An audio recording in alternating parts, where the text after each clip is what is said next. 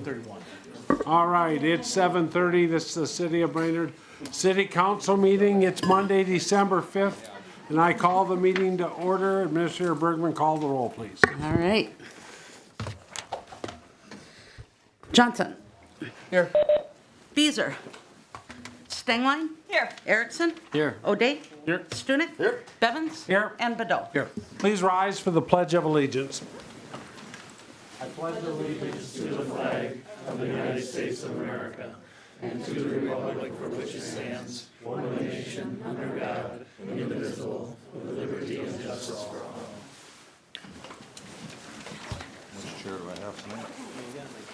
Item 4 is the approval of the agenda. Is there a motion to approve the agenda? So moved. Second. Stengline, second by Stunek. Any discussion? Hearing none, all in favor say aye. Aye. Aye, opposed, same sign. We have an agenda. Item 5 is the consent calendar. Notice to the public that all matters listed are considered routine by the council and will be enacted by one motion. There'll be no separate discussion of these items unless good cause is shown prior to the time the council votes on the motion to be adopted by roll call. Is there a motion to adopt the consent? Move to adopt, Johnson. Second. We have a motion by Johnson, a second by O'Day. Any discussion? Hearing none. Administrator Bergman, please call the roll. Johnson. Stengline. Yes. Erickson. Yes. O'Day. Yes. Stunek. And Bevins.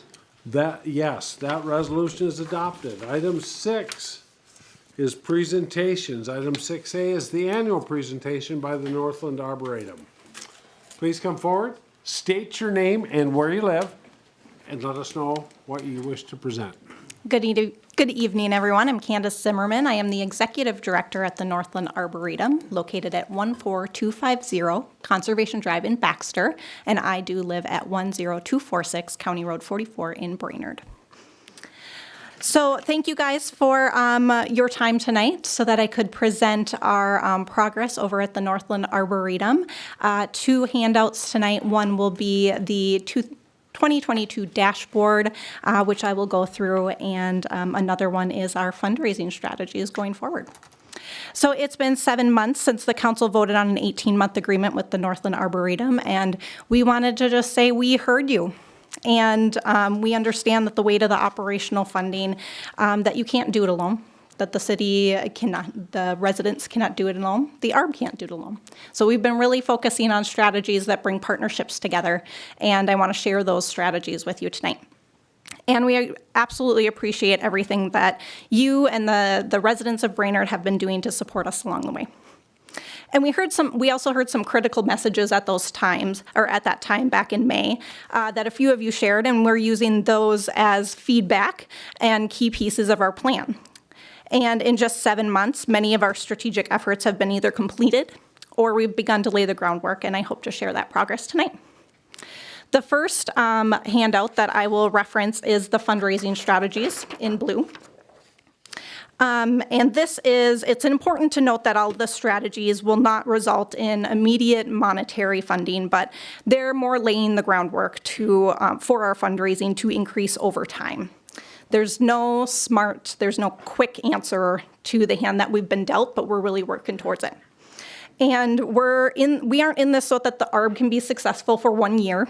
We're in this so that community members 50 years from now can visit the ARB and see it as a thriving organization and can have outdoor respite in the middle of a bustling city. So our strategies are divided into 4 categories, as you can see. The first one we're working on is internal operations. And the items in orange are the ones that we have completed. Membership was the first thing that we looked at. And we did increase our membership rates, and that will be effective January 1st of 2023.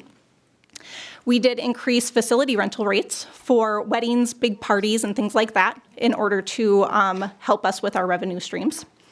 We're putting concentration on grants, and we formed a committee specifically on grant and development so that we can look at opportunities that we can find revenue for programming. The challenge with grants is that there's not always an opportunity to find grants for operational funding.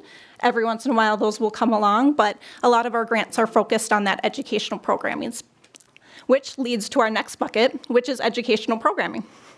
And those, I think we provide the most impact for and nature connections with that educational programming bucket. I was doing a little digging into our data this afternoon, and based on the data that we have from our registrations for Nature Camp and for the events that we hold and for our workshops and classes, the data is showing us that the City of Brainerd residents are most impacted in Wards 2 and 3 with our events, and in Ward 4 with our educational programming. And that has a lot to do, I think, with our relationship with Harrison Elementary School and the principal over there, as well as the staff being so keyed in on the Northland Arboretum and what we can provide to those students. Under leadership development is our second component, or second strategy. We heard that the Northland Arboretum Board maybe needed some training. We wanted to fill that gap. So what we did is we enrolled in fundraising school through the Initiative Foundation, which was completed in October. We also hired a consultant through True North Strategies to help us with some board training and fundraising strategies themselves. We focused on some staff investments. Really, we wanted to align our staff and their roles to our strategic plan and the things that we need to focus on in the future. So this not only relieves staff, some of the capacity that they have got spread out a little bit, but it also makes sure that we're not burning out our staff and having that turnover, which I think has been really hard on the organization historically. And then, of course, we are focused on board recruitment, finding a board that has many different talents, many different branches, networks in the community. And then under component number 3 is our partners. You'll see listed here under partners that we are working and strategizing with each of these organizations, trying to get our reach out to the community a little bit more. Under cities of Brainerd and Baxter, of course, we are working with that work group to strategize. And our nonprofit and community partners and community organizations have been a real help along the way, too. And then our 4th strategy is under gifts, really trying to build programs for legacy giving. Our annual meeting helped kind of build the foundation of that. And then we're looking at corporate giving strategies as well. I welcome any questions on our fundraising strategies at this time. Any questions for Ms. Zimmerman? No? Thank you. Thank you. The second handout that I provided tonight is kind of a one-pager on our impact in 2022. You'll see in the one graph on the left, that is our membership, and you'll see that there is a good increase happening there, and we're hoping that that trend will continue into 2023. The second graph on the right, I apologize, there's no label, but that is our facility revenue. You'll see we took a dip there in our COVID years, but it is coming back up and even exceeding where we were in 2018 and 2019. So we are hoping that as we get out more into the community, people will see the ARB as a hub, as a central place where they can gather their family and friends. Under event revenue, that includes our 3 main events throughout the year, our Arbor Day event. This year it was an outdoor concert event, the Firefly Festival, as well as our Haunted Trail. And our Haunted Trail did a record year again this year. We made just around $78,000 in our 3-day event, which again really helps fill some of that funding gap. Under grants, we focused on conservation grants this year. We had one for invasive species control, and then this year we also have one through Soil and Water for a prairie restoration project. Donations is staying steady around $59,000, and we did set up at the beginning of 2022 an agency fund with the Community Foundation here in town. Scrolling down to the pie chart, I did want to show kind of a breakout in our revenue. Some of the key portions of that pie. Our events are a big chunk of that, so we will continue working that strategy, as well as community donations and membership. Under the City of Brainerd, it is about 18.5% of our budget, and that has decreased since last year. It was around 23% of our budget last year. And then, of course, we are working on things like grants, increasing our gate fees, people coming in from outside of Crow Wing County, and also our facility rentals. And then when it just comes to community impact, I wanted to just show a few pictures because a picture tells a thousand words, they say. And I just want to show that we have been making great strides just in maintaining and growing our education components. We are really looking at the older structures like that gazebo and how we can make improvements and create a better visitor and member experience. Expanding our educational programming like Nature Camp. Creating opportunities for spontaneous learning, like putting out new interpretive signs on those trails, better maps, and new trails for snowshoeing. And then also creating spaces like demonstration gardens. One of the comments back in May was, let's make this a true arboretum again. Yes, let's do that. Let's create spaces where people can learn and really create visual experiences for people. And then we're also working on our trail systems, footbridges, so that they are safer, and installing new lighting. And then, of course, expanding nature curriculum for all ages. So, of course, we're doing great things. And we do have some upcoming needs, which we will be focusing on, which is that last bucket there. One is going to be staff capacity. Like I said earlier, we can't do it alone. We need the capacity of that staff to expand that nature programming, to really recruit our volunteer base, to maintain those gardens. We need maintenance and storage capacity in order to maintain that 413 beautiful acres. So we're going to be looking at what an opportunity is to improve our shop and our storage.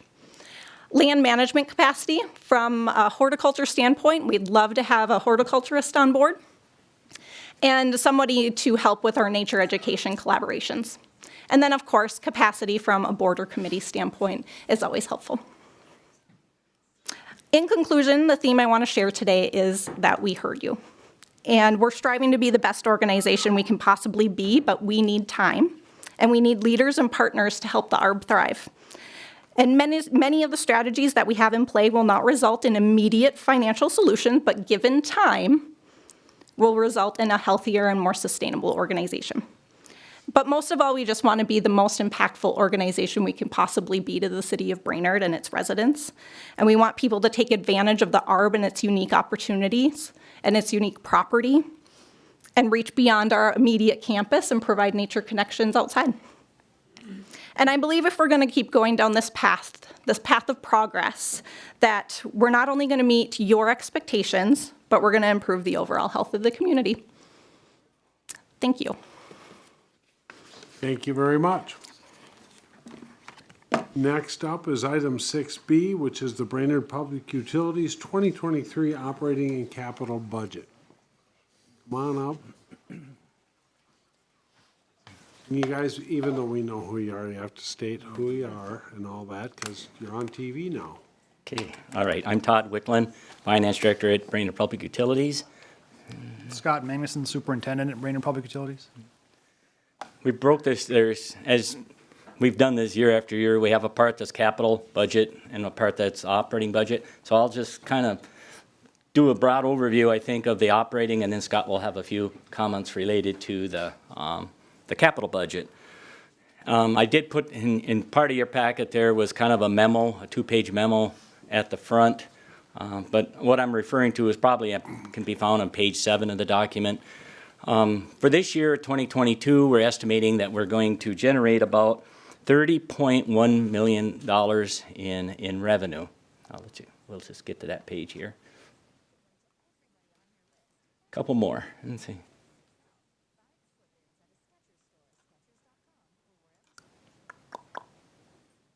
There we go. You can almost see it. Let's see. But so we're basically a $30 million organization for 2022. Our budget for 2022 was $29.2 million. And a couple of the items that kind of stood out there is there's a interest revenue took a hit this year. We have some market value CDs type of thing. But even with that, we are going to be, looks like we're going to be over our budget for 2022 by $826,000. So when I was looking at the budget for 23, things are pretty much close to what we've had in 2022, except that I've added about 6.8 million related to the crypto mining business. And we've heard all kinds of things related to that, but I took an educated guess as to what I thought the amount would be potentially in 2023, put that into the budget. So that's how we ended up with $36 million in revenue for 2023. Dropping on down and looking at the expenses, we had total expenses, it looks like, for 2022 will be about 29.5 million. By far the biggest expense there will be the power cost, 12.5 million. It looks like our costs are going to come in at, well, our budgeted costs were going to be at 28.6. So the biggest item where we missed on the budget is operations and maintenance. As we know, everything out there that we buy is about double or 3 times the cost that it was this time last year. So taking that into account, I looked at the total operating expenses for 2023, and I'm coming in at about 34.7 million. That's higher, but that's also including about 6.5 million, I think, related to the crypto mining piece of it. So if you didn't have any crypto mining operation, we could probably deduct the bottom line by about 300,000. But the bottom line is for 2022, we had a projected change in position, net position of about 546,000, we think, for this year. We were budgeting 622,000, so that's not, we missed it by about 67,000, which isn't too bad considering it's a $30 million operation. And then for next year, for 2023, I'm estimating that the bottom line change in net position will be 1.7 million. That is just a broad overview of the operating aspect of it. Is there any questions? Any questions of Todd about the operating financials as presented? No? Thank you. Okay, Scott. All right, you can probably just go back to the summary page, Sean.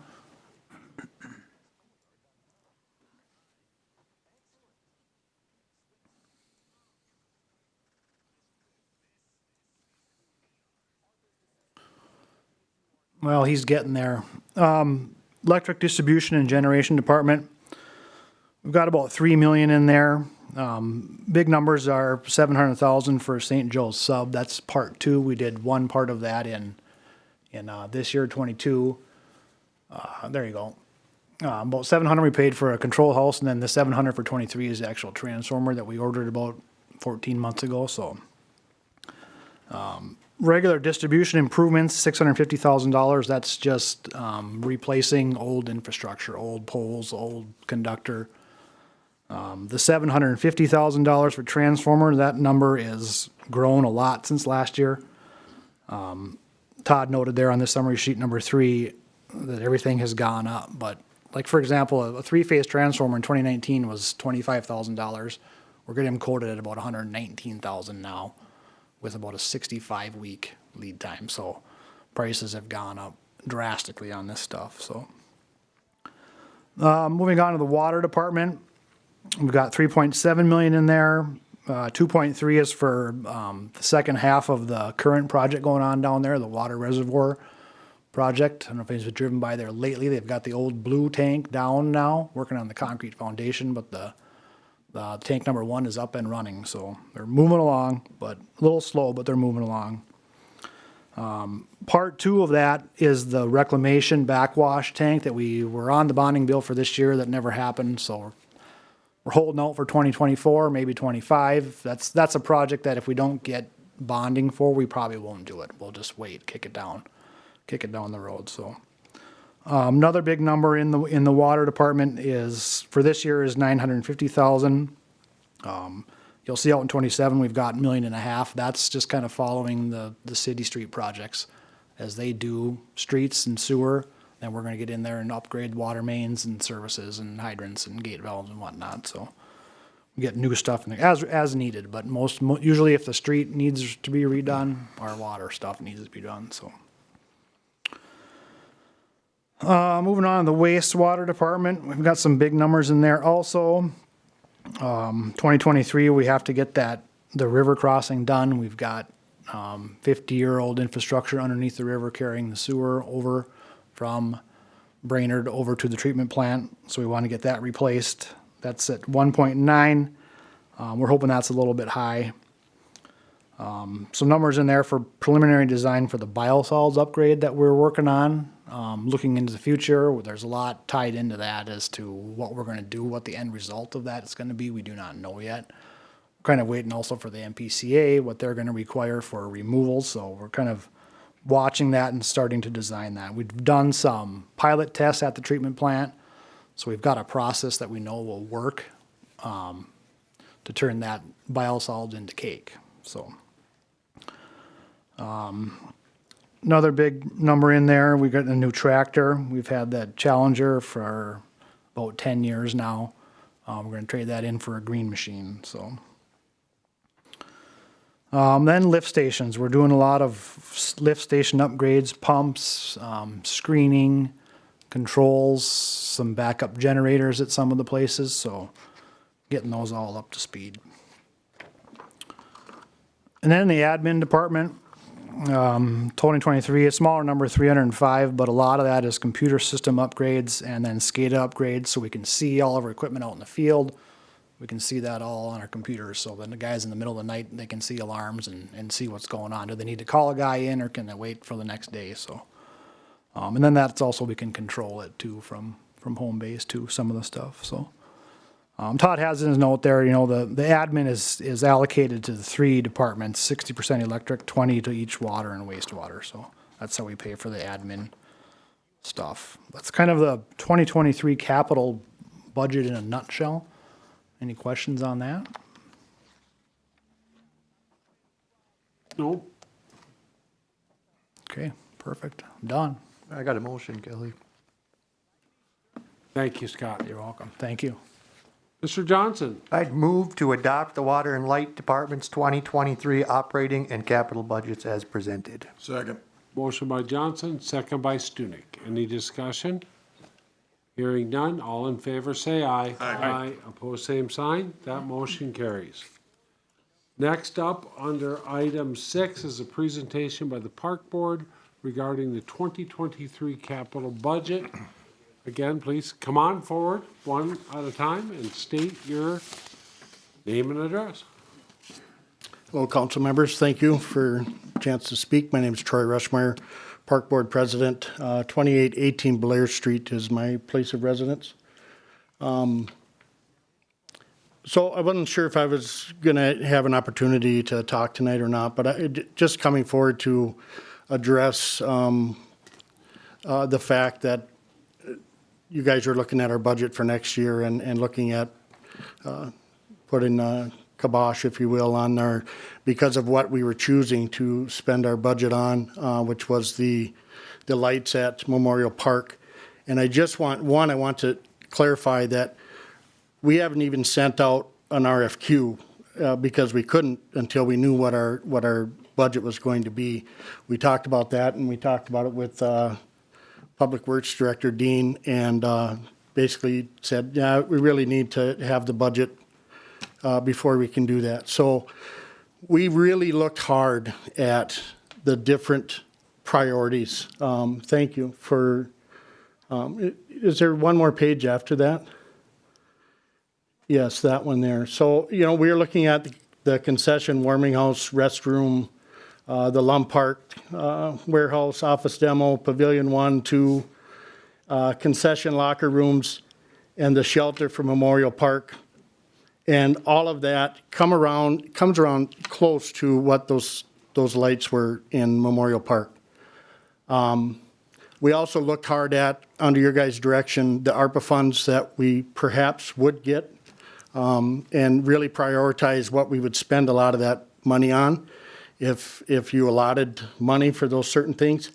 And a lot of that stuff that we chose was no maintenance. It was clearing the riverfront in Kiwanis, doing different things that we look at really hard now as far as keeping maintenance costs down and doing what's really best for our parks. You know, and over the years, as I said in my letter that I sent, over the last couple of years, we've made a lot of radical changes from what the parks used to be in not replacing our director and looking really hard at budgeting years ahead. And again, these lights, I think Tim Boulder, one of our other park board members, knew about those more than the rest of us just because he's there every night. But it snuck up on us as well. And in looking at, we looked at breaking this down and doing one field at a time. We looked at, we asked staff to provide us with, excuse my throat's a little dry, but we asked staff to supply us with a number of different scenarios in what we could do with those parks. And really everything they brought to us, we looked at this week after week or month after month for a few months. And we meet really sometimes bi-weekly on this stuff. Voluntarily, we don't get paid. We work hard for our community. And so we're really hoping you'll look at this. If there's any questions you have for me on more clarification on these lights and why we chose to go down that path, like I said, it's still not, we don't even have an RFQ. We're still trying to look at if we can do the things that we asked for through the ARPA funds. These other things that I just mentioned can wait. We can push those out. And the lights are kind of a big deal, especially if we look at just in, I believe, in electricity costs alone, it was like cut in half by going to these lights. They're 25-year warranted versus trying to fix these things on the fly when they go out, and they go out quite often.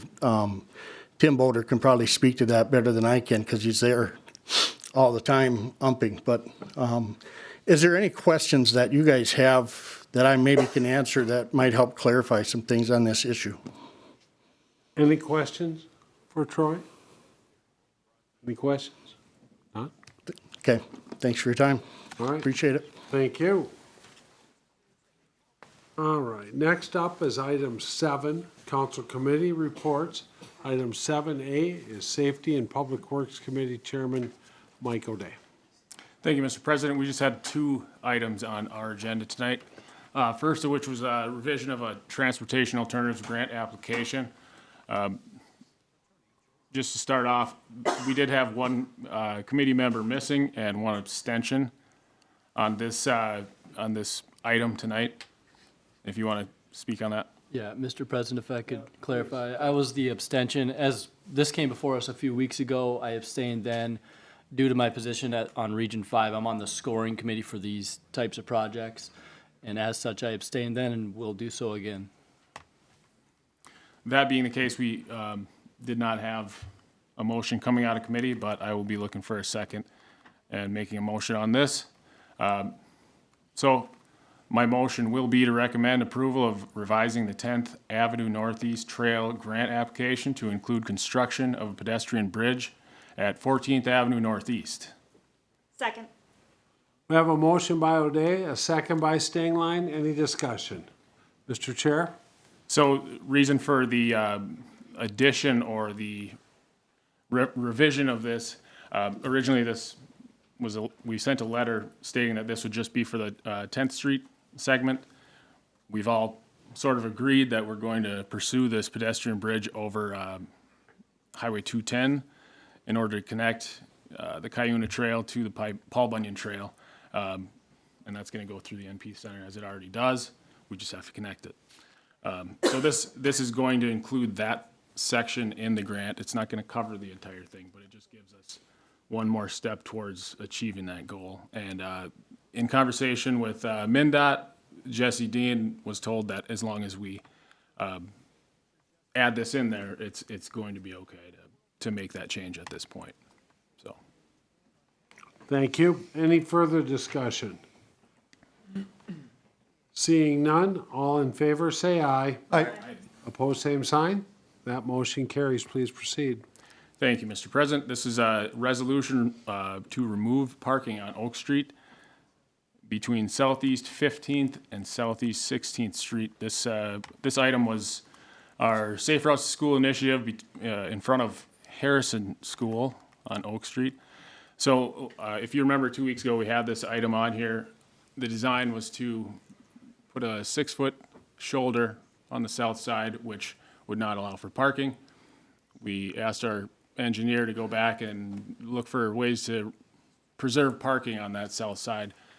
And he did come back with bringing the median down to a 6-foot median and extending that shoulder to an 8-foot shoulder, which would allow some parking. But the difficulty is when our plows come through, they're 14 feet wide. If a truck is parked in that 8-foot shoulder, our own plows can't get through there. Even if it's just 2 inches of snow, our plows have to come back around and come when the cars are gone. And that's a pretty busy street for that. We talked about a couple different alternatives as far as if we're not going to have parking there, why not just extend that boulevard out? It's going to increase costs. In order to keep it the way, the same width that it is, all their options considered this 12-foot lane with a 6-foot median with no parking did come out to be kind of the one that makes sense for right now. So motion coming out of committee was to recommend the attached resolution removing on-street parking from the south side of Oak Street between Southeast 15th and Southeast 16th Street, and I so move. Second. We have a motion by O'Day, a second by Erickson. Any discussion? Hang on. Nothing? Mr. Johnson. Thank you, Mr. President. I'm going to vote no on the resolution. I think we should have the on-street parking. You know, I've learned in my conversations with MnDOT over the last number of years on Washington Street that when an engineer says a 12-foot lane, they mean a 12-foot lane plus the 2% or 2-foot gutter and stormwater collection system. So there's 14 feet there for a plow to get through with that 8-foot shoulder, and it doesn't need to encroach on the shoulder at all. I think we're just promoting these plans because that's what we feel like when it's not necessarily a hindrance to the plow trucks or anything. That's just an excuse that's being made, and I think we should leave the on-street parking. So I'll be voting no on the resolution, but I love the project, I love the design, I just wish we could keep the parking. Excellent, thank you.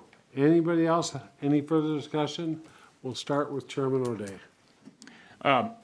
We would obviously love to keep the on-street parking too.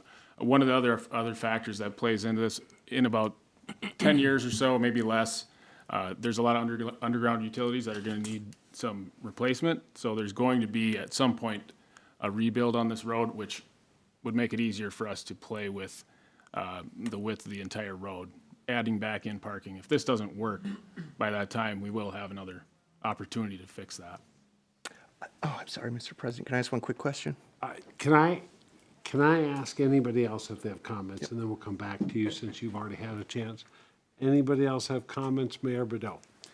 Yeah, just to speak on behalf of on-street parking, I think it's something that we speak regularly about wanting to include. It's something that we speak regularly about trying to recommend other people use it as much as possible. I think that it is in our best interest to be consistent. I will continue to say that. I will continue to be consistent about saying that we should be consistent.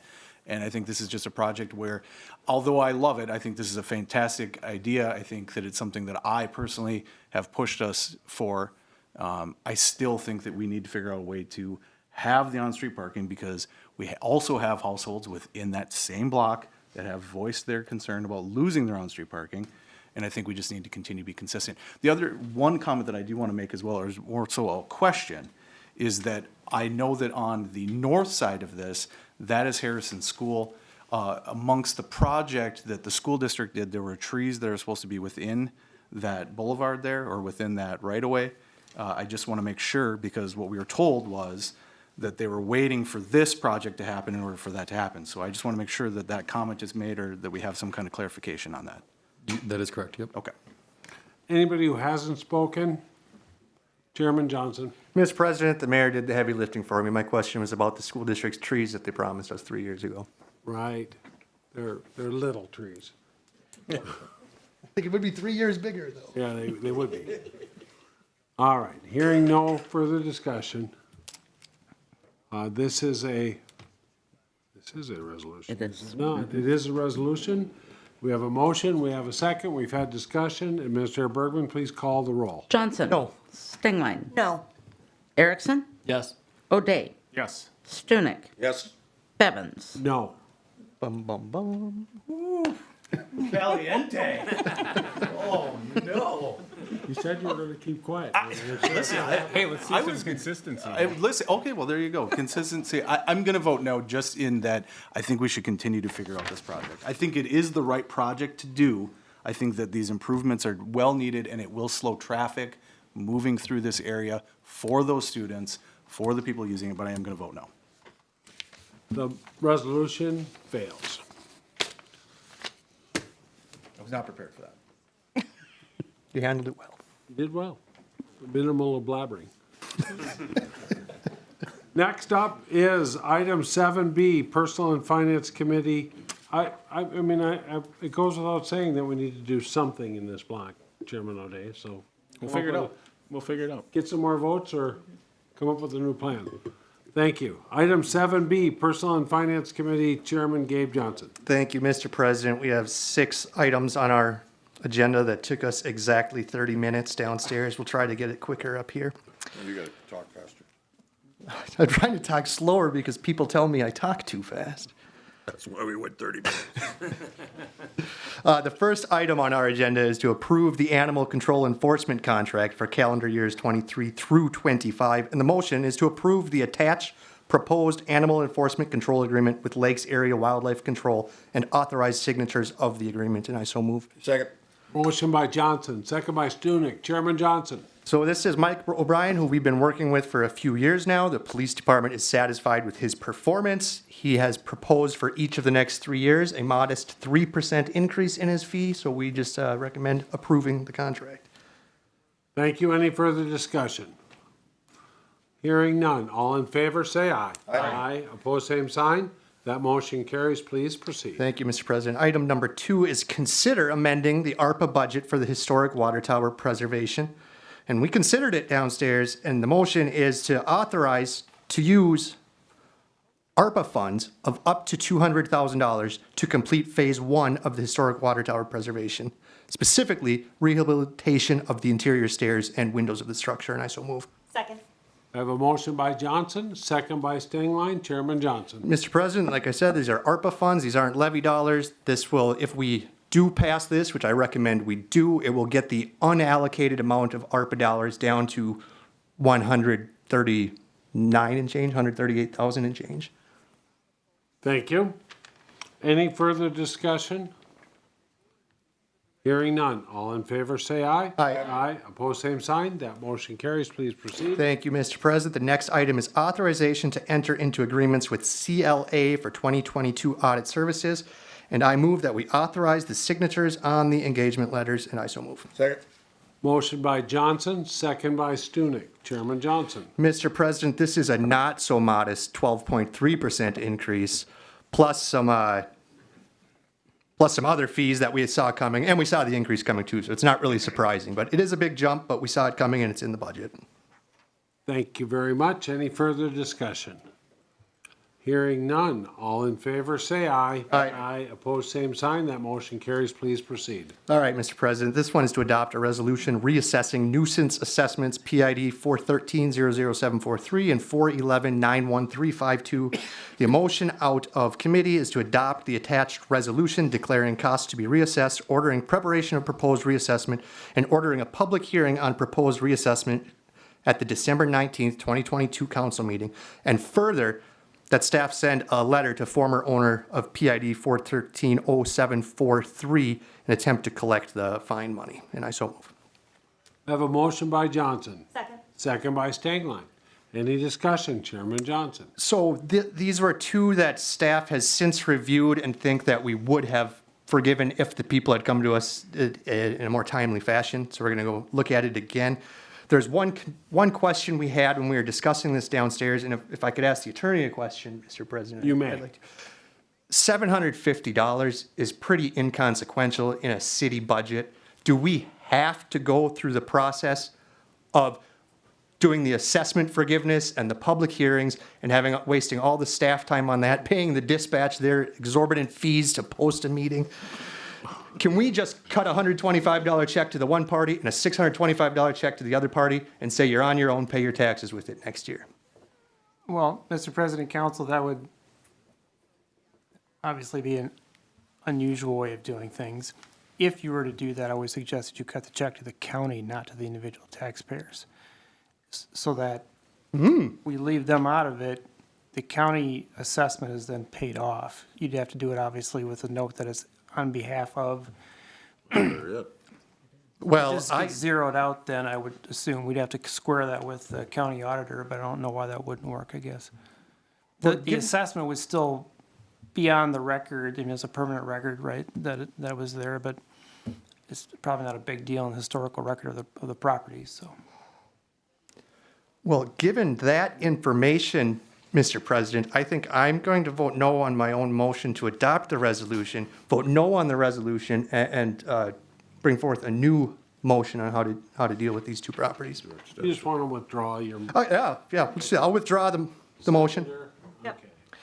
Okay, and then I will make a motion to direct city staff to cut a check to the county for PID 413-00743 in the amount of $625 and PID 411-91352 in the amount of $125, and further to inform the property owners that we have done as much. Second. I have a motion by Johnson, a second by Stengline. Any discussion on this one? And this is just a motion, we're not adopting a resolution. Correct. Hearing none. All in favor, say aye. Aye. Aye. Opposed, same sign. That motion carries. Please proceed. Saved like $50. The next item is updating the city code.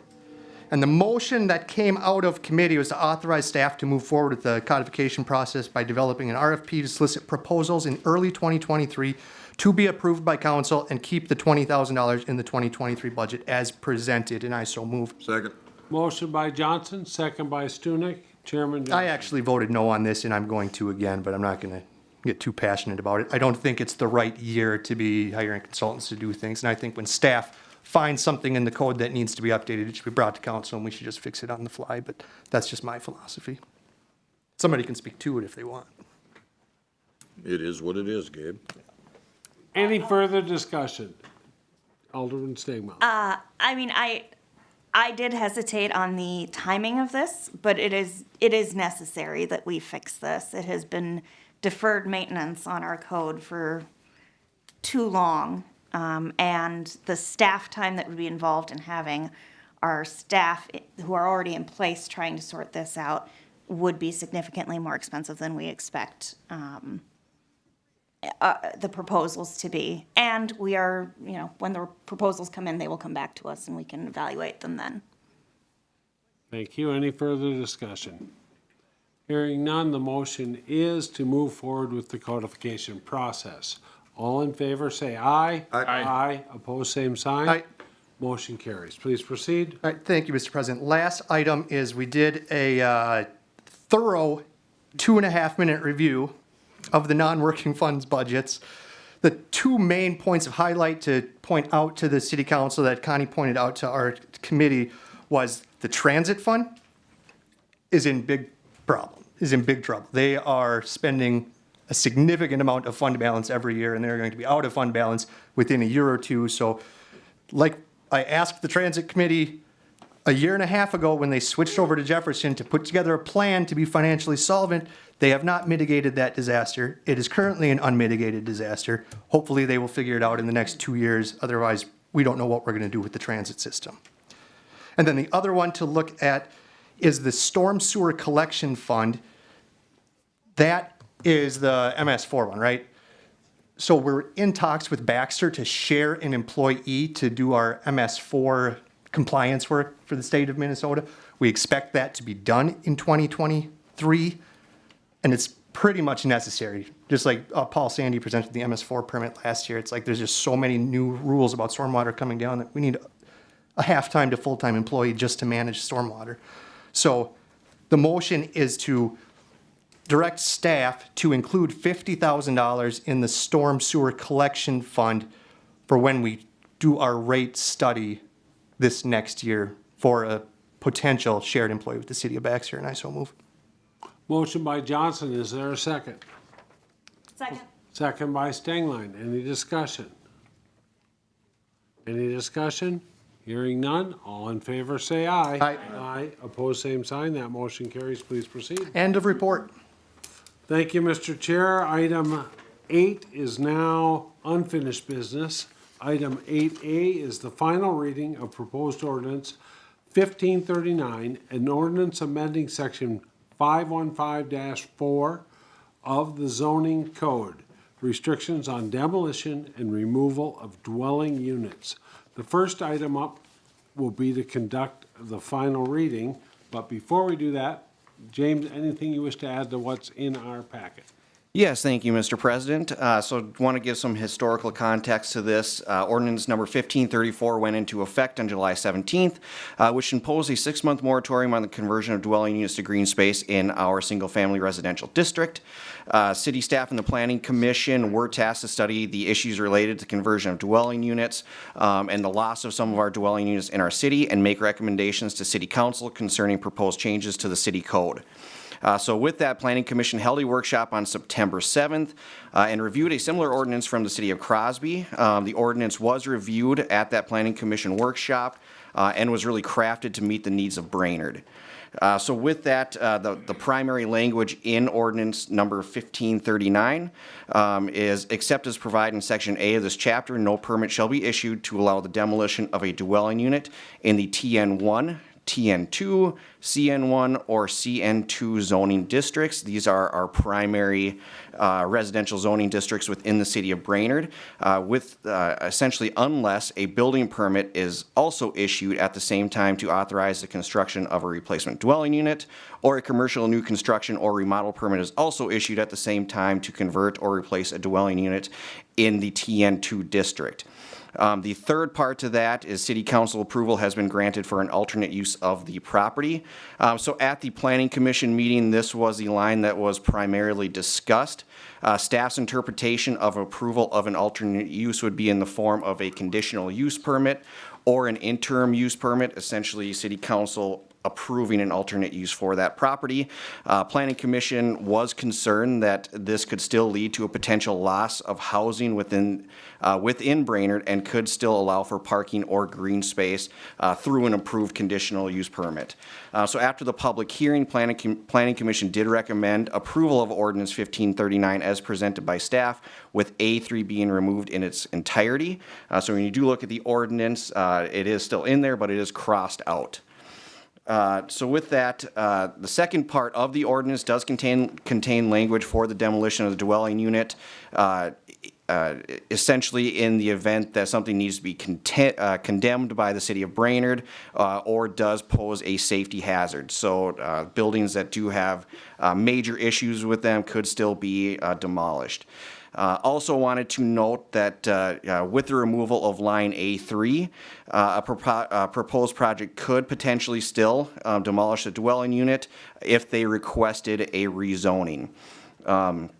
So this proposed ordinance affects the 4 zoning districts, so larger campuses such as the YMCA, the high school, the hospital, they are PSP district properties, so they could potentially request a rezoning, but rezonings are an ordinance change up to City Council.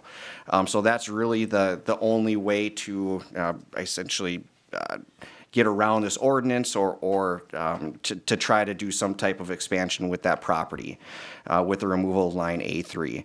So with that, staff is recommending a motion to conduct the final reading of proposed ordinance number 1539. Vote to dispense with the actual reading of the ordinance must be unanimous.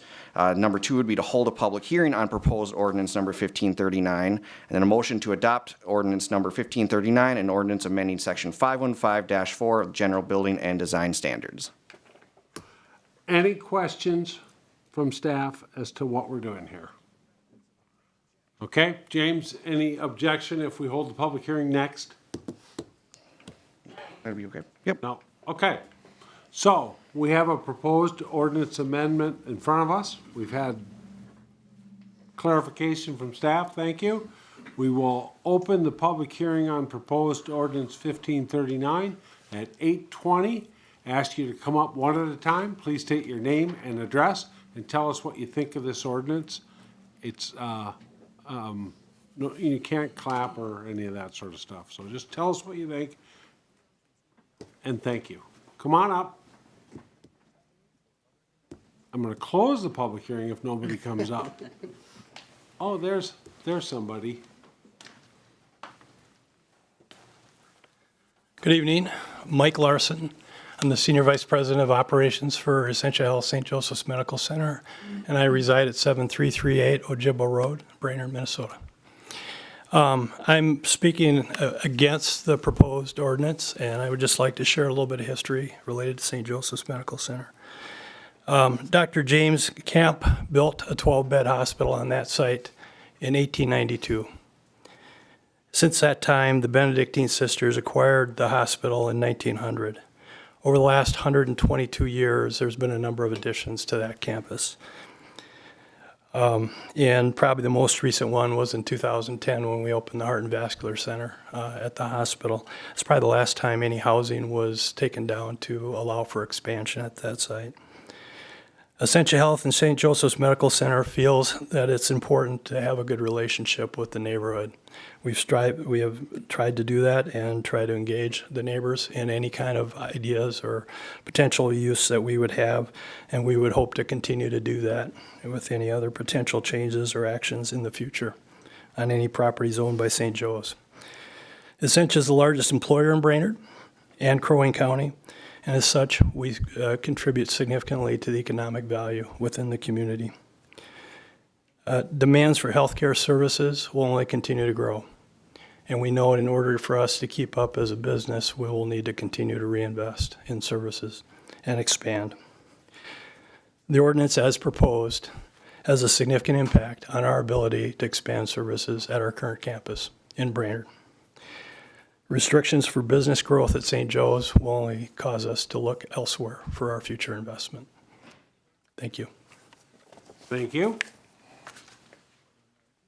Anybody else? Please come forward, state your name and address. My name is Father Michael Gary. I live at 416 North 9th Street, right next to St. Francis Church. I'm the pastor of St. Francis and All Saints Catholic Church, and I serve a little over 1,100 families in my ministry. I'm also speaking against the ordinance as proposed. I thank you, the council, Mr. President, for the opportunity to give a little bit of background and just state who we are at St. Francis. I grew up personally in Nisswa, Minnesota, went to Brainerd High School. I've been back here as pastor for about 2 years now. This is the first time at the council, so happy to be here. St. Francis Church recently celebrated its 150th anniversary in Brainerd. Our current location we've been at for a little over 100 years. St. Francis of the Lakes Catholic School, of which I'm superintendent, has been in as location for 110 years. Earlier in the early 2000s, Brainerd School District closed Whittier, and at that time, we also experienced a large influx of people interested in the neighborhood school at St. Francis. Because of that growth, we had a $5 million expansion and remodel campaign beginning in 2009. We continue to grow. This last year, we just had 40 new families enroll at the school. St. Francis Church is also experiencing growth. In 2018 and 19, we had a much-needed addition. We recently opened offices on that site. We added a gathering space for communal events, and we had a renovation of our social hall with a new kitchen and stuff. Maybe you've been to the fish fries during Lent. You're always welcome. Weekend masses, we have around 900 people on average every weekend. Every Tuesday night, we have about over 300 people for our adult faith formation. Every Wednesday night, we have 150 kids for our faith formation. Every Saturday morning, we have around 150 women for our Sisters in Christ program. And every week, we have, of course, funerals, weddings, public rental things like AA, and other social concerns that we operate. It's easy to kind of overlook or forget the role that these local churches and parishes play in the city. One of our improvements recently has been expanding a parking lot in the back, and many of our members naturally cannot walk far. Ice is dangerous, et cetera, so many of them express a lot of gratitude for that. We did a recent demographic study for the school and noticed that the 65 plus age cohort is the fastest growing. Just since 2010, that population grew by over 36% in our study area. And it's also projected to grow another 12% over the next 5 years. So we're just simply trying to, with that parking lot, we were just trying to meet the needs of our people. I'm not personally a fan of parking lots either. I would rather not live around parking lots. I know that's a concern for the city. I agree. But like you guys, I too am in a position where you have to balance a lot of needs and juggle a lot of things. So I understand that. The church also understands the city's desire and concern for affordable housing, which also brings me to why I'm here. The church has a need for additional housing, specifically a new rectory, which is a priest house. Currently, we have 2 guys. Father Scott is here as well.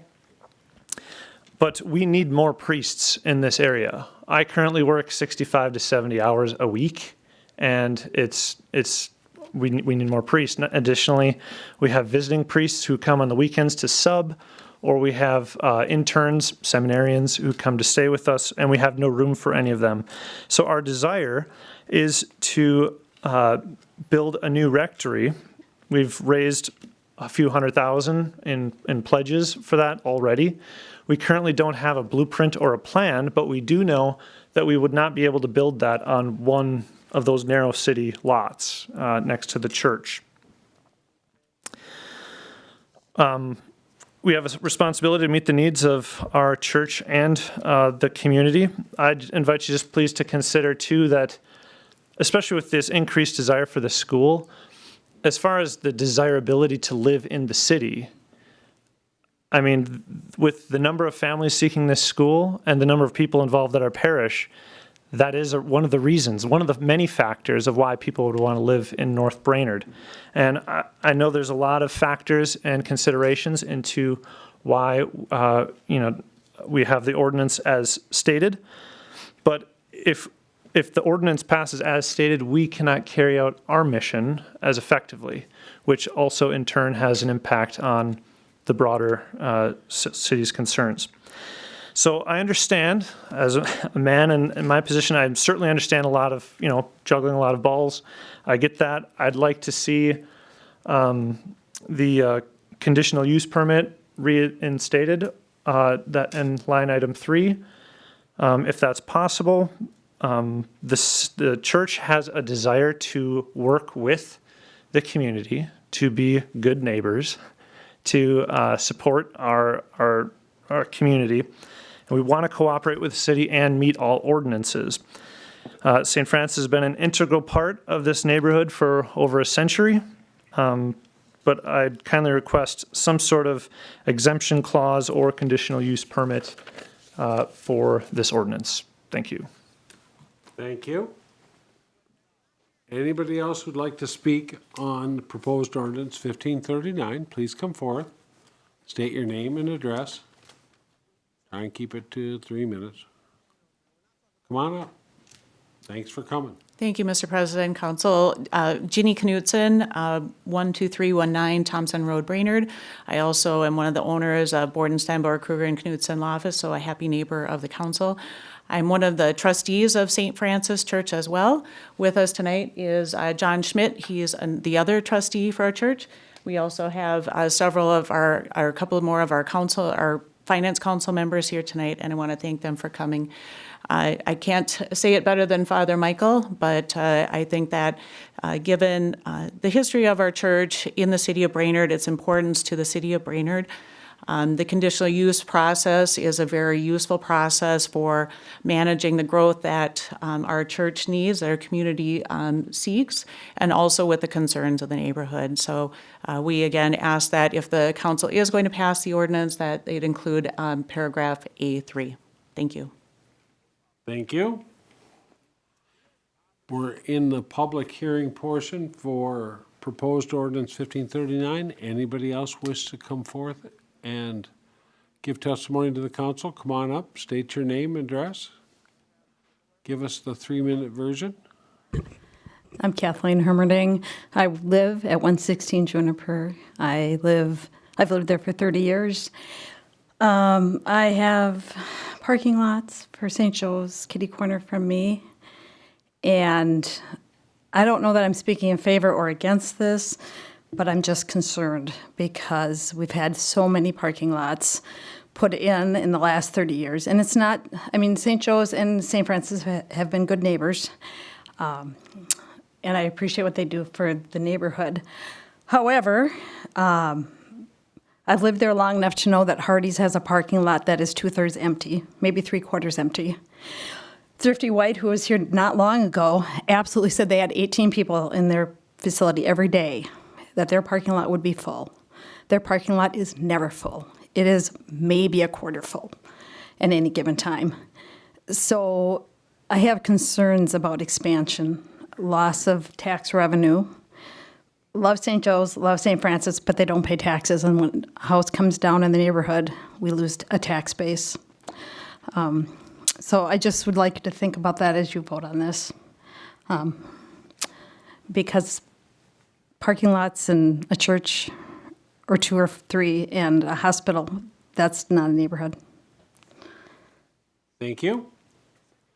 Anybody else who wishes to speak on proposed ordinance 1539, now is your time. I'll ask a second time. Anybody wish to speak on proposed ordinance 1539? And a final call. We will close the public hearing at 8:32 and ask if there is a motion to conduct the final reading of proposed ordinance 1539. This includes a vote to dispense with the actual reading of the ordinance, so this one must be unanimous to pass. Mr. President, I'd move to approve. To hold the third or the final reading? Correct, Thank you. thanks. Is there a second? I'll second. There's a motion by Erickson, a second by O'Day, to hold the final reading for proposed ordinance 1539. Any discussion on the final reading?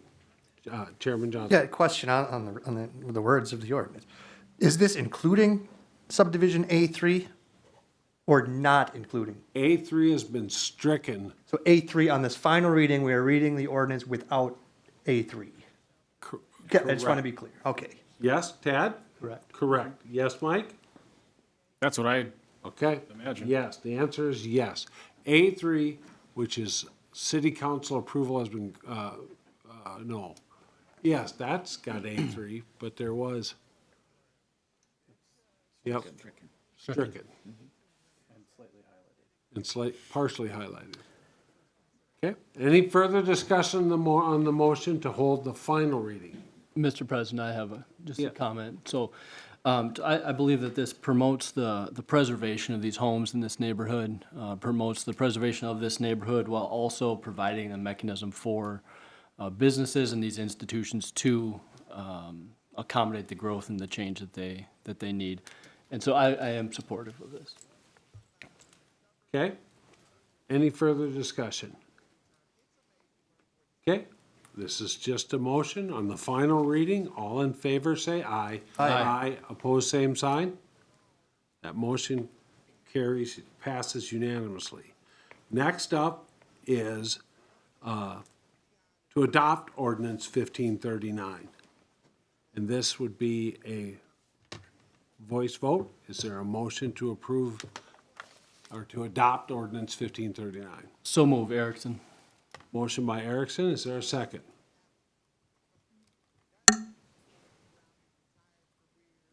Is there a second?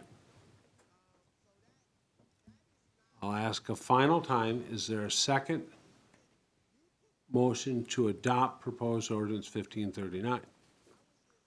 Hearing none, that motion dies for lack of second. Anybody else have anything else to add? Mr. President? Yeah, Tiffany Stenglein. I would like to make a motion that we adopt the ordinance with the previously stricken language added back in. Second. Okay, we have.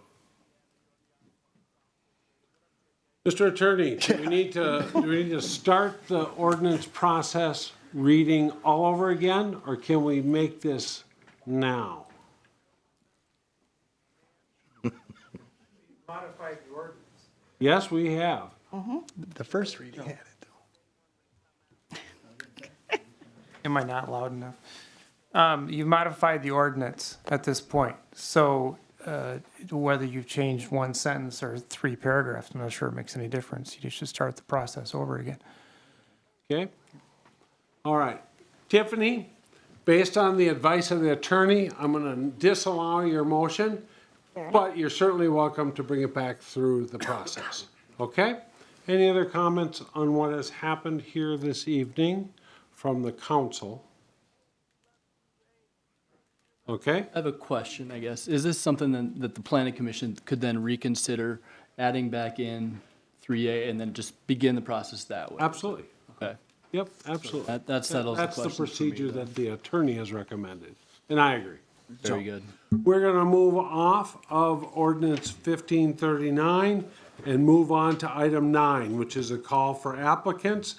The Honorable Mayor Bedot. Oh, it is the moment you've all been waiting for. Don't all get up at the same time. First of all, before I get started, I'll let you guys mosey on out of here. There you go. See you later, Mitch. Good seeing you, my friend. All right, before I get started, I just want to say that there was a citizen that reached out to me, left me a voicemail. I then fumbled with my thumbs and deleted said message before returning their call. And the question at hand was they were having a problem getting to these applications for this specific stuff, for the commissions. And so to that resident who had said that they had heard me say numerous times at these council meetings that we are looking for applications, I apologize to you. I think your name is Mike. I apologize to you. And please reach back out to me. We'll get this figured out and get you to where you need to be. The applications should be available at ci.brainerd.mn.us/boards. So we have the following positions available. Charter Commission, 4 terms expiring 2026, 1 term expiring 2025. Parks and Recreation, 1 term expiring 2027. Library Board, 1 term expiring 2023. Public Utilities Commission, 1 term expiring 2027. Rental Dwelling License Board of Appeals, 5 terms expiring 2022. Transportation Advisory Committee, you too can be called out personally by Gabe Johnson, 3 terms expiring 2024. We also have 1 term for Jeff's name. We have Economic Development Authority, 1 term expiring 2028 and 1 term expiring 2026. Thank you, Mr. Mayor. As president, I have 1 commission I appoint to, and that's the Airport Commission, 1 term to expire in 2025. Item 10, which is a discussion of the Kitchigami Regional Library Board appointment. Administrator Bergman, anything you'd like to add to what's in our packet? No, just briefly, Mr. President, thank you, council members. On July 5th, the mayor appointed Councilman Johnson and an alternate to the KRLS board. We did receive a letter from KRLS, it is included in your packet, that the member who was appointed as the alternate has reached the term limit and must sit out a year before being able to be reappointed by state law. And so the request of Kitchigami. Thank you. Kitchigami Library is to appoint an additional or a replacement alternate to the KRLS board. Any questions of staff? Okay, hearing none, I have one of the appointee Johnson. It's been brought to my attention that there's absolutely no necessity to have an alternate. And so my question is, do you believe that? And can we just move forward as is? Yeah, Thanks for the question. I don't think we need an alternate. I think I can make it to the few times they meet here. I made it to their most recent one. And I just want to add, this letter is completely disingenuous because when Mary was termed out, they did not send us a letter saying, oh, heads up, you Brainerd, we're worried that you don't have representation. This letter is complete garbage and insulting because they don't care about the city of Brainerd. But I don't think we need an alternate because I plan to be there for the meetings. Perfect. Anybody like to motion differently on this agenda item? Otherwise, we're just going to leave it as is. Mr. Mayor, you okay? I just swallowed something. I thought maybe that was the case. All right. Hearing no desires from the council to move forward on anything different, we will leave our alternate appointee empty for now, and I move on to new business item B, which is appointing 2 council members to the Joint Wastewater Management Board. This is submitted by Bergman and Wickland. Wickland is still here, but not up at the microphone. Do you want to state anything on this, Mr. Wickland? Come on forth. This is a board that was established many years ago when we rebuilt the sewer plant. And it's a board that has not met over the years because the plant was relatively new. There wasn't any issues surrounding construction and things. But this is a board that is necessary in the next few months. The permit, we just received our next 5-year permit to operate as a waste treatment plant. We serve the needs of both cities. And our supervisor holds the license for this plant. And so it's important that 2 council members from the city of Brainerd and 2 council members from the city of Baxter, as well as the commission president, make up this board. It's an advisory board that would meet to discuss basically sewer agreements that need to be the same for both cities. There needs to be some discussion on how do you deal with an industrial customer, let's say in Baxter, but Brainerd has the permit. Brainerd is the one that needs to make sure there's no issues. So we would like to have 2 council members be part of this. Whoever the 2 are going to become somewhat knowledgeable about this industry. It doesn't seem like the most exciting thing, but it's the most expensive thing I think the city of Brainerd is involved with is waste treatment with all the new permitting. You guys talked a little bit about the stormwater fee and the things that are coming down there. There's a whole lot of different things that are going to be facing the wastewater thing. So if we could get 2 council members that would commit some time, we would start having these meetings, because on February 1st is a deadline to have a plan in place for, they call it pre-treatment processes.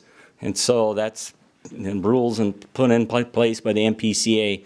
And so it's important that we would get 2 members and then we would work out the logistics of when we could meet. But it's time. It's only been about 17 years since we've met.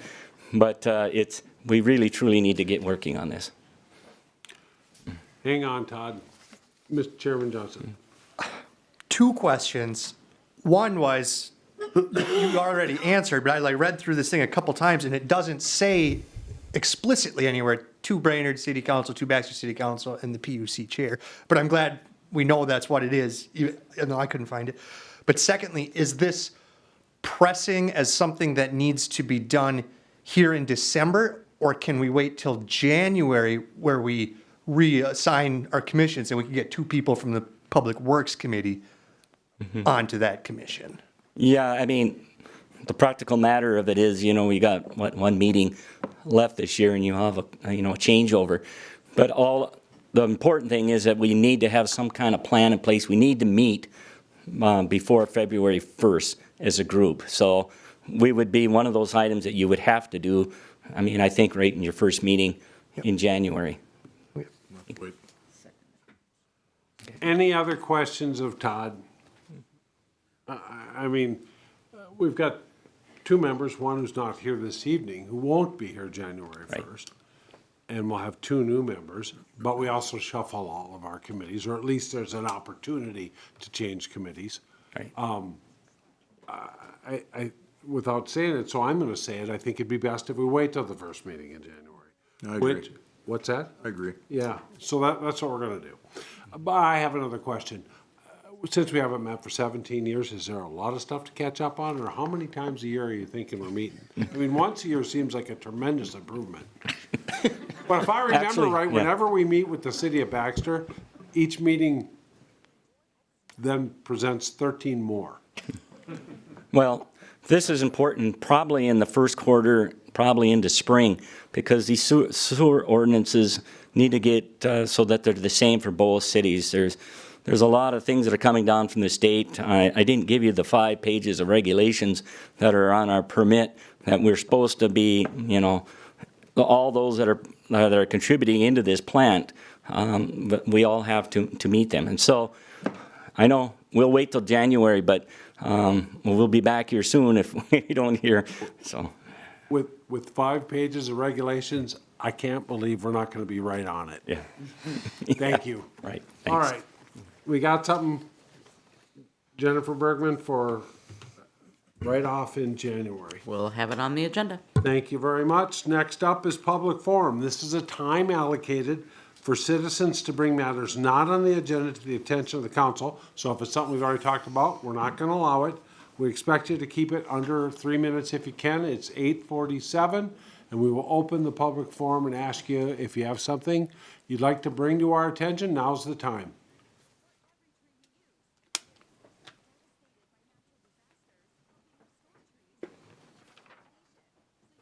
Second call, anybody who wishes to come forward, now is your time.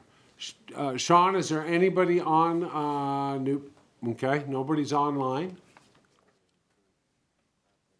Well, there might be people, I'm sure there's many watching on YouTube.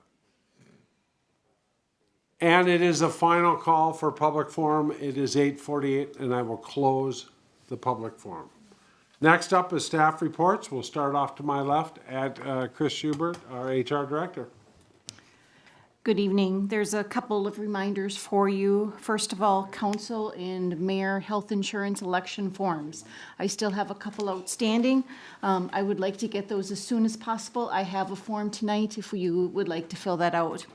I had emailed the council some information as far as City Administrator Bergman's performance review. Talking to our Personnel and Finance Committee Chair, we've decided to follow that same process as last year. So please get your comments to me by December 12th, so we can get that ready for the next closed session on that on December 19th. The last thing is downstairs, we have a gift tree for a senior. And I would encourage everyone to go downstairs and take one of those wonderful tags and help us make a senior's Christmas a little bit more special. So that's all I have. Is there anything on there about a new sweater for Stunek? Maybe 1980s version? Something Maybe new. he's one of our seniors that we're trying to brighten his day, I'm not sure. Thank you. I'm a senior. Before I move on to the fire chief of the century, please do your city administrator reviews. When do they have to be in? December 12th. A week from today. I make a motion, we keep her. Save us on all the paperwork. Why don't you fill out the form? Thank you, Chris. I tried, Jennifer. Chief Holmes, You didn't get a second. Attorney Langle, Here, thank you. Community Development Director Kramvik, Nothing to add? City Engineer, Public Works Director Dan.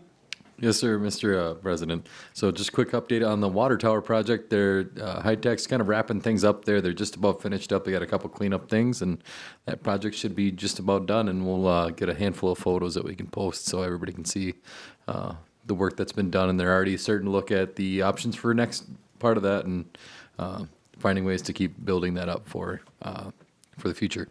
The other piece is staff is working on coming up with a date that our extra stockpile of wood chips and logs that we got from some of our storm damage over the summer. We're gonna try and open up a day that people can come by and pick up free wood chips and logs. Saves us from having to haul them out and anybody that has the need for them. Excellent, thank you. Finance Director Hillman. GIS IT Director Strong.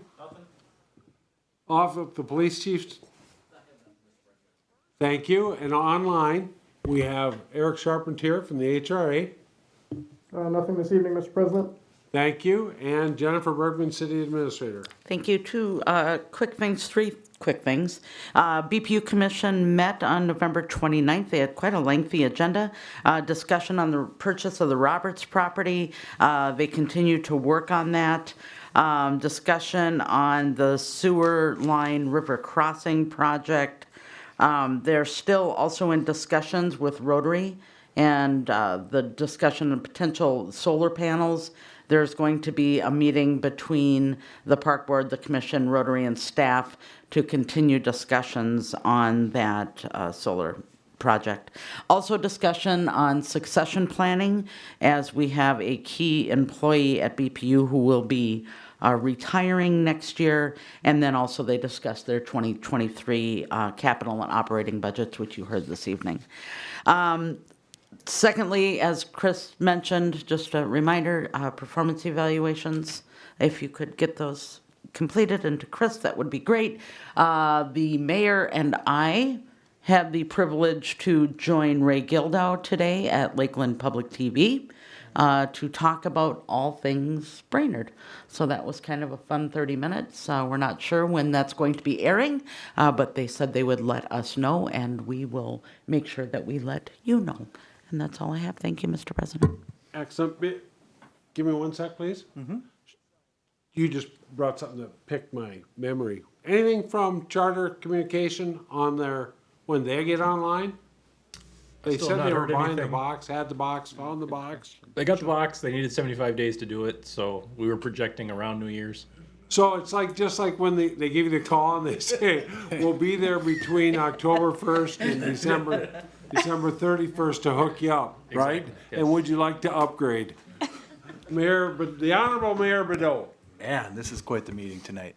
A couple things just to discuss super fast. I'm sure Mike will talk about an item coming up this Friday.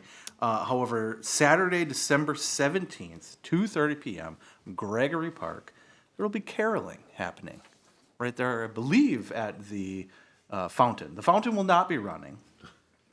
Caroling will be happening at 2:30. What's left of the fountain? Was it winterized? Yeah. I hope so. And you know what? I take that back. If it wasn't winterized, we may have a glorious display of bursting water. But I don't think that'll happen. I think we'll be okay. So, again, Saturday, December 17th, 2:30, caroling. That is brought to you by the BNNA, which is the Brainerd North Neighborhood Association.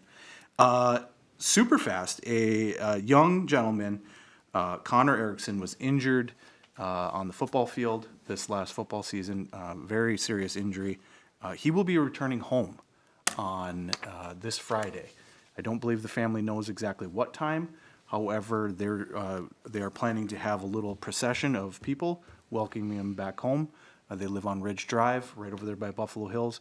So I think it's important that we show our support for that young gentleman as well. Great family, great kid, just trying to go out there and play sports. And you say it's a fluke accident, but football is a very dangerous sport. And but at the same time, this is not a kid that was out there doing something that he shouldn't be doing. He was just out there trying to enjoy life and was injured. But he is returning home, good citizen, returning home to us. And so if you are available, please keep an eye out for that on social media.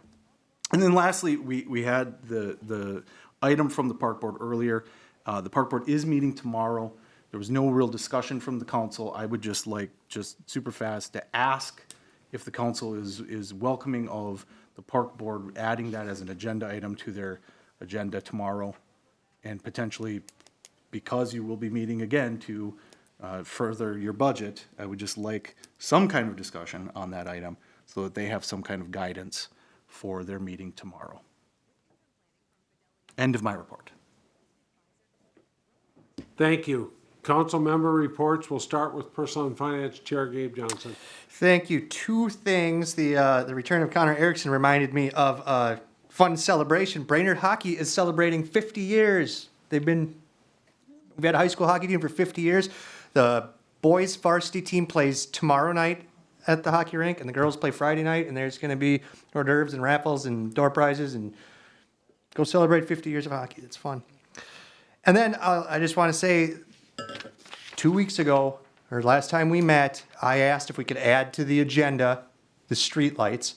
I see that the streetlights are not on tonight's agenda. It seemed like I had a general consensus of wanting to have that on the agenda last time. But I went and looked at the rules of decorum that Kelly reminded us about. And Section 4, Subdivision 1 says matters for council action shall be submitted by members of the council and residents to the city administrator or to city staff representatives in the case of committee business. Subdivision 2, preparation. An agenda for business for each regular city council meeting shall be prepared in the office of the city administrator or by city staff in the case of committees, and copies thereof delivered to each council member as far in advance of the meeting time as preparation will permit. I feel that when I ask for something to be on the agenda and pretty much everybody nods their head and nobody says no, I think it should be on the agenda. I think I have that right as a member of the city council. If anybody disagrees with me, please let me know at your earliest convenience. Thank you. I'll take the blame on that one. There's a delay on reporting, but I promise it will be there for the next meeting, right? Yep. So I apologize for that. We just didn't have enough other stuff going on. So, thank you, Mr. Johnson. Next up, Safety and Public Works Committee Chair Mike O'Day. Thank you, Mr. President. Yes, Friday, we have our second annual holiday hay rides. Buffalo Hills Park, 6 to 8 p.m. We'll have a couple of different bonfires set up. Kids can make s'mores.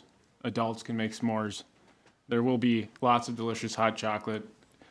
This guy brings it, and he talks about it like the entire year, about how he makes the perfect hot chocolate. It's okay.